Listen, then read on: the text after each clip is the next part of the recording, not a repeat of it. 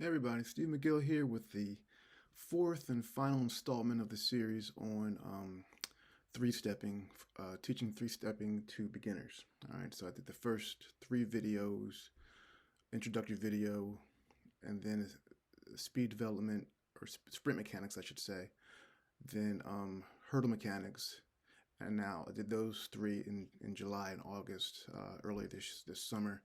And then the school year began, and I was bombarded with busyness, as well as I'm coaching cross country this year, which has sucked out a lot of time that I may have had. So finally getting around to this fourth video. So just to recap again, the first video was just introductory video of the steps necessary to take in order to get somebody who hasn't three-step before to learn how to three-step. Second video focused on sprint mechanics because I always teach sprint mechanics as being the foundation of hurdle mechanics. So if your sprint mechanics are off, your hurdle mechanics are going to be off as well. And then the third video was about hurdle mechanics, and I talked about some of the drills that I use to get people to come off the hurdle faster. Okay, so now we're going to talk about the speed element, which is the final element coming out of the blocks. All right, so we don't want to work on the start too soon because if the hurdle mechanics and sprint mechanics aren't solid, they can get in the way of speed. Okay, now in real life, if you will, I'll always have a beginner hurdler do some speed hurdling from the start line, no blocks, just to get them thinking, okay, I got to be fast and not overthinking the hurdle part. So even when we're doing just drills, I'll always either begin the session or end the session with some full speed hurdling over the first hurdle, or maybe the first two, to ingrain the aggression attack mode that we want them to be in. Okay, so let's talk about the start. All right, so you want to be able to work on the start by itself because it's a whole universe by itself. Okay, if the start's not right, then all the other things you worked on aren't going to get you three-stepping by themselves. The start has to put you in position to be able to do the things that you did when you're working on your sprint mechanics and working on your hurdle mechanics. Okay, so before I put the blocks down, I'll have the athletes do starts over a 24-inch hurdle, 27-inch hurdle, from a standing start. Just getting the habit of driving, getting the habit of understanding the relationship between the strides.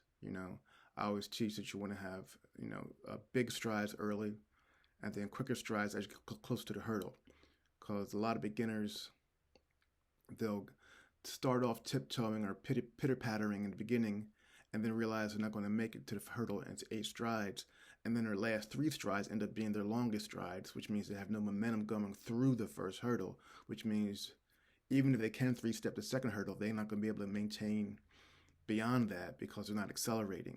Okay, so I always teach that you want to have big strides early, at least for the first 3 strides. If you're slower hurdlers, maybe the first 5, and then make sure that you're quick for those last 3 strides so you can push through the hurdle. Okay, a lot of beginning hurdlers don't really know how to push off the track, off the ground. Don't know how to drive. So I might have them do some bounding drills first to kind of teach them to kind of cover ground, and then we'll take that attitude, that mentality of bounding into our start.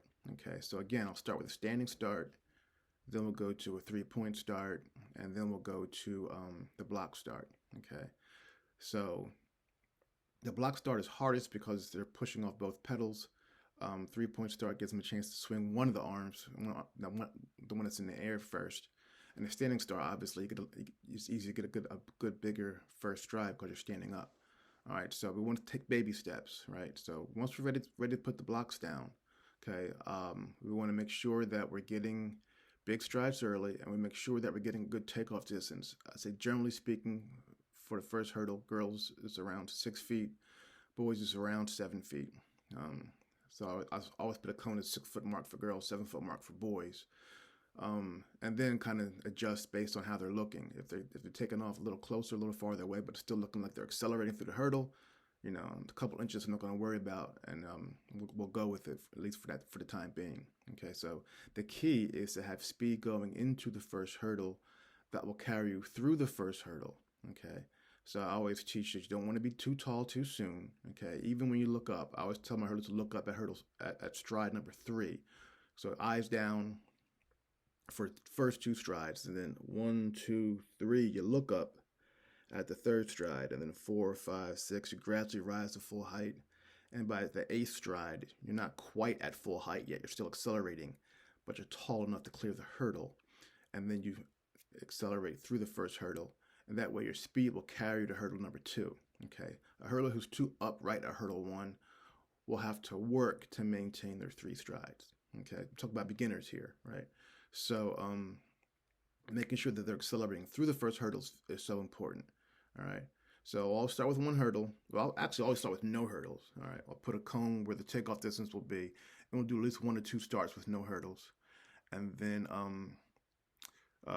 if it's like the very first session for a beginner out of the blocks, that might be the whole session. It's just getting that those first 8 steps right, and maybe add a small hurdle at the end of the session.